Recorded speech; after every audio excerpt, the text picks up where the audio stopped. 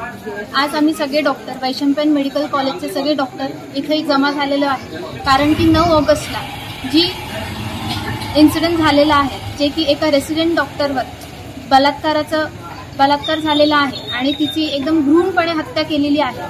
ती एक महिला होती, ती कोणाची तरी मुलगी होती, ती स्वतः माणूस होती।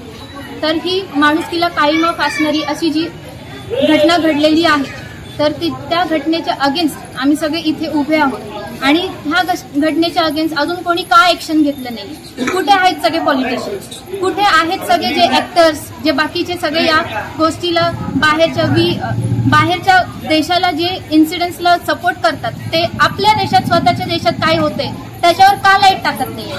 ही जी घटना आहे ती भारताच्या प्रत्येक घरात पोचली पाहिजे आणि आम्ही असं प्रत्येक भारताच्या नागरिकांकडून एक्सपेक्ट करतोय की आम्हाला सपोर्ट पाहिजे सगळ्यांचा। आणि या घटनेचा निष्कर्ष आणि या घटनेला त्या मुलीला, सगळ्या भारताच्या जेवढ्या पण मुली आहेत त्या मुलींना आम्हाला न्याय मिळायलाच पाहिजे। थँक्यू।